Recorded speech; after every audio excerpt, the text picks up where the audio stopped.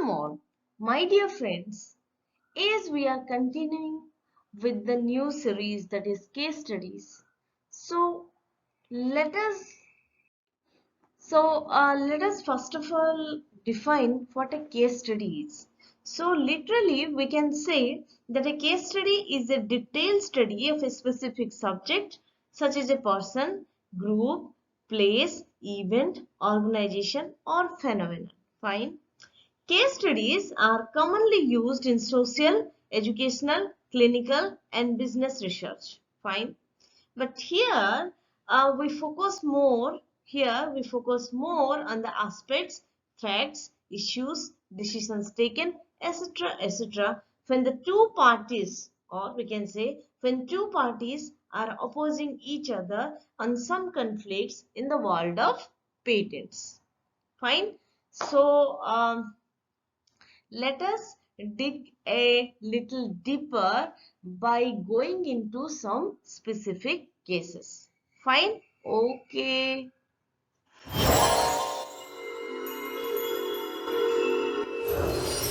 Wow. So, with this beautiful figure, let us proceed with the detailed one. Fine? So, friends, now it's the turn for case study number 9. And this is between, or the case study is about Natco versus Bayer. Okay, so let us proceed with the details. So, what are the facts? It was a landmark moment in Indian pharmaceutical patent history when the Intellectual Property Appellate Board or IPAB dismissed Bayer Corporation's appeal and confirmed Natco Pharma Limited's compulsory license to manufacture Bayer's patented kidney cancer drug Nexavar.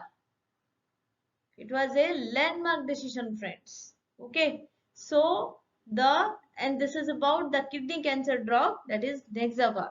Okay, so in this contest, the judgment in Bayer Corporation versus Natco Pharma Limited, or we can simply say Natco versus Bayer, it provides new light on concerns raised by this discussion, providing a glimpse of what compulsory licensing in India might look like in the future, in the coming future. Okay, so is the section that must be included here with a great significance, that is section 84, which is about compulsory licenses. Fine, let us proceed. Now some more facts.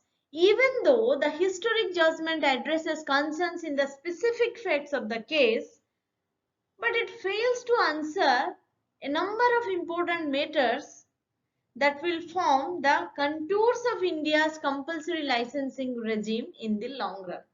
Okay. Why we are telling like this? The decision successfully sidesteps the responsibility for propounding wider scopes of principles of pharmaceutical patent provisions that could have far-reaching repercussions by limiting itself to the narrow factual matrix before it. Okay, that means we can say though the historic judgment addresses concerns in some specific facts, but it also fails to answer numerous important matters. Okay, why we are telling like this? Because this decision successfully sidesteps the responsibility for propounding wider scopes of principles. Okay, and we can say that is this limits itself to the narrow factual matrix. That means we can say that uh, the scope became narrow by this decision. How and what and how this happened, that we will discuss in detail. Fine. Now we will proceed with the timelines of the case. Okay. So it started in the year 1990.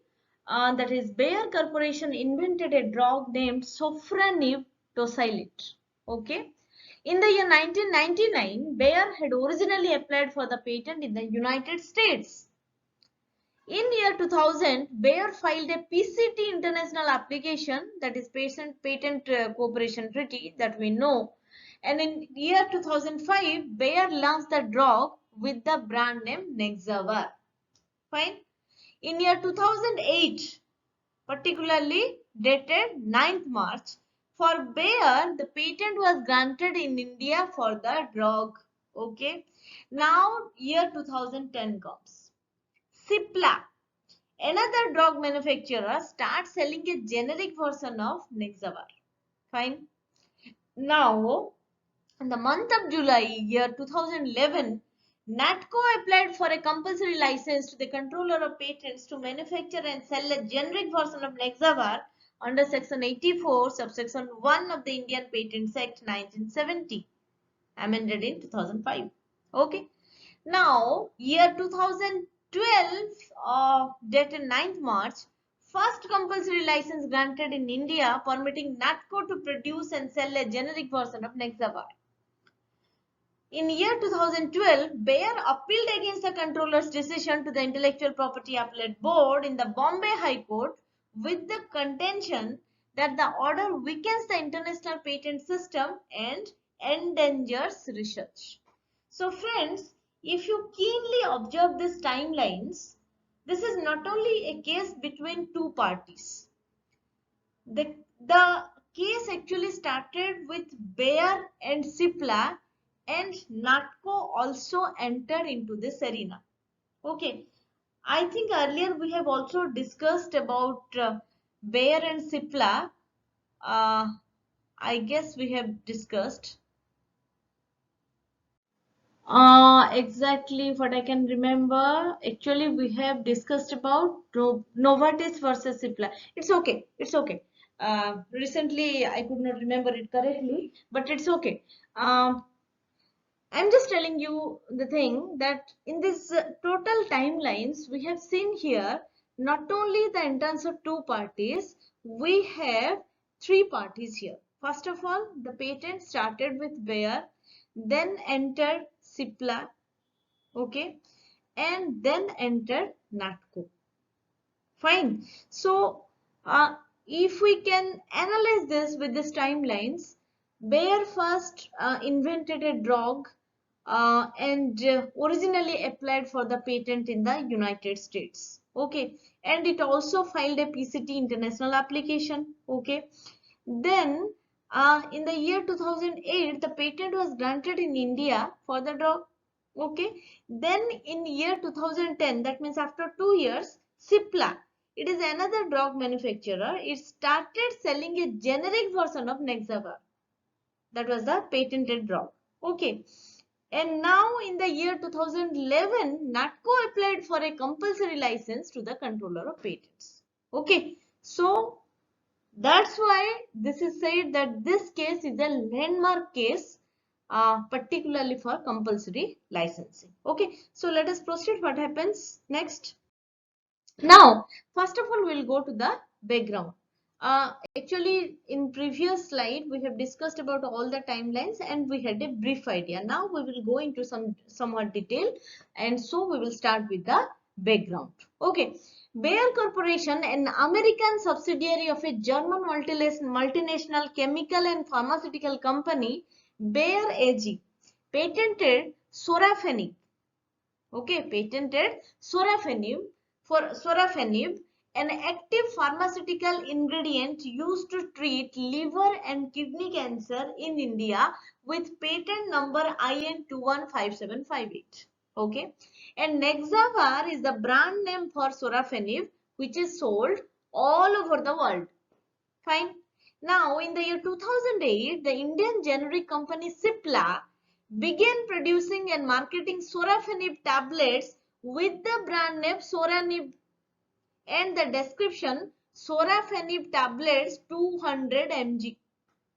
Okay. Now, Bayer launched an infringement lawsuit against Cipla in Indian courts. This is quite natural. Okay. Now, Bayer was charging 2,80,438 Indian rupees, or in US dollars we can say 5,280 US dollars a month, at the time of the lawsuit, while Cipla's generic version was selling for 27,960 Indian rupees, or in US dollar we can say only 525 US dollars for the same number of tablets. So see the monetary difference. Fine. Next. Now, Natco's arrival. During the ongoing litigation between Cipla and Bayer, Natco Pharma Limited, a Hyderabad-based generic producer, filed a compulsory licensing request against Bayer's patent on sorafenib with the controller of patents. Okay, that means although the litigation was not solved at all between Cipla and Bayer, at this time, Natco Pharma Limited, which is a Hyderabad-based generic producer, filed a compulsory licensing request against Bayer's patent on sorafenib before the controller of patents. Okay, the compulsory license was requested by Natco under Section 84 subsection 1 of the Indian Patents Act 1970 as revised in 2005. Fine, got it? No problem. Okay, let us proceed. Now, controller's prima facie decision after getting the compulsory license request from Natco Pharma. Okay, the controller analyzed that because Bayer had not met the conditions of Section 84 of the Patents Act 1970 and Natco Pharma deserved a compulsory license. Fine. Now, the terms and conditions of the forced license were created by the controller, who awarded Bayer initially a 6% royalty on profits. 6% royalty on the profits. Bayer appealed the controller's decision before the Indian Intellectual Property Appellate Board, or IPB. Fine. Quite natural. Next. Now, the final judgment. Under Section 84 of the Patents Act 1970, as revised in 2005, the controller of patents opted to award a compulsory license to Natco Pharma Limited. The controller, however, imposed certain restrictions and conditions on the license in light of Section 90 of the Act. Also, using Article 5 of the Paris Convention to fortify his reasoning, the controller also said that a reasonable factor in the form of a compulsory license was within the purview of the TRIPS and Paris Convention. And so the following are some of the most important terms and conditions set forth by the controller. What are those? Point number 1. The cost of a pack of 120 pills of the medicine sorafenib tosylate for a month's treatment shall not exceed 8,880 rupees. Point number 2. This is a non-exclusive and non-assignable license. Point number 3. The licensee must pay a royalty of 7% of the medicine's net sales. Next point. The right to license is limited to creating, using and proposing to sell the drug for the treatment of renal cell carcinoma and hepatocellular carcinoma in India. Okay. The last point we can say is the licensee shall maintain accounts of cell etc. in a proper name and report it to the controller and the licensor. Fine. So, with a number of terms and conditions, the final judgment was given in favor of Natco Pharma Limited. Fine. Now, what is the impact? The grant of India's only and first compulsory license in the pharmaceutical sector has become a breakthrough in the eyes of public welfare seekers and developing countries. And at the same time, it has undoubtedly raised many eyebrows. Why? We can say the Natco vs Bayer decision has already resulted in an adverse perception of the Indian pharmaceutical industry and may adversely impact foreign investment in this sector. Got it now? Why? Because the justice was made for the public welfare, and which may be a huge loss for the foreign investors. Fine, that's why it raised so many eyebrows. Okay, fine. I think I'm clear now. Next. Now we will go for some Implications. What are the implications? Some pros are there, that means some merits or advantages. Increase in competition and eventual growth of a healthier environment. Okay, point number 2. Perfect guidance for pharmaceutical companies to stay further in the market. Actually, these are very good things for the public welfare purpose. Now, what are the cons? Saturation, cons or demerits. Okay, saturation of the market and patent thickets, a converse negative effect of an increase in compulsory licensing could emerge from a parallel increase in the number of patents filed. Patent thickets are clusters of patents with overlapping claims. This is known as patent thickets actually. Okay, the local working requirement and international ramifications. And the next point is the recession of foreign direct investment. Okay, this will be the demerits. So, the Natco versus Bayer decision sets the precedent for making expensive patented drugs available for compulsory licensing and makes India today stand at an important crossroads in determining its future, not just in the narrow context of IPR, but also in the terms of the place that India will occupy in the new world order. Fine. So friends, we can say with a number of pros and cons, this decision was for the welfare of public. Okay. So that's why this case is always considered as a landmark case for compulsory licensing in India. Fine. I hope I am pretty much clear in explaining each and every aspect of this case study. Still, if you are not getting anywhere, please write to me in my comment box. Okay, friends, enjoy learning. Try to understand each and every aspect of this and all the case studies. And yeah, enjoy. Happy learning.